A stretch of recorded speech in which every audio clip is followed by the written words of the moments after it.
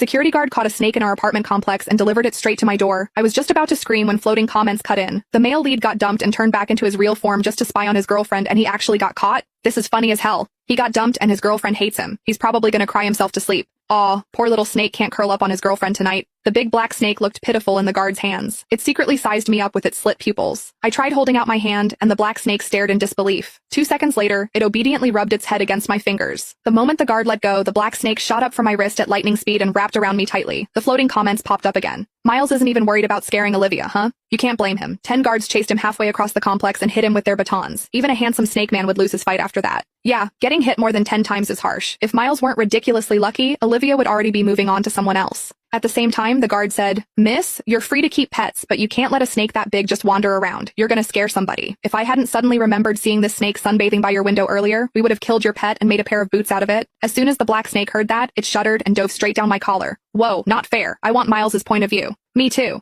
Talk about turning disaster into a win. Miles seriously lucked out. I tried to soothe the snake tucked against my chest, then hurried to grab the watermelon I had just bought and handed it to the guard. "I'm really sorry. It won't happen again. Here, it's so hot out. Have some cold watermelon." The guard looked a little happier with the watermelon in his hands. He gave me a few reminders and left. I was about to close the door when I felt the black snake burrow deeper. It even flicked its tongue. Damn it. Breaking up with Miles Richardson really was the right call. This jerk of a snake man pretended to be a normal human while dating me, and he wouldn't even let me touch him. Yet when he wanted to take advantage of me, he never once hesitated. I tried to pull the snake out, but it stubbornly wriggled farther in. That slippery, warm sensation glided over my skin. I had felt it in my dreams more times than I could count. Now, I seriously suspected those weren't dreams. The black snake refused to come out.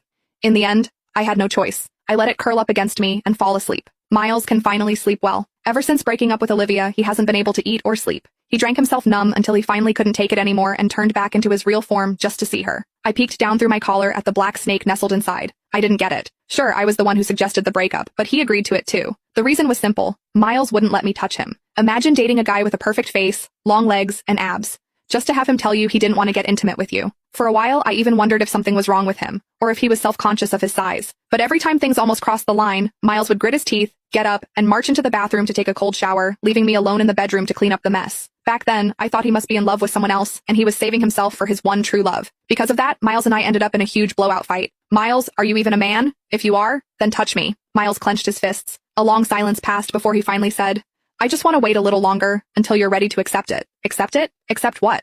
What was there to hesitate about? I might be a little old-fashioned, but Miles and I had been together for 4 years. We were already talking about getting married. I didn't care if some things happened sooner than planned. I tried to stay calm and told Miles, "I want this. Whatever it is, I accept it."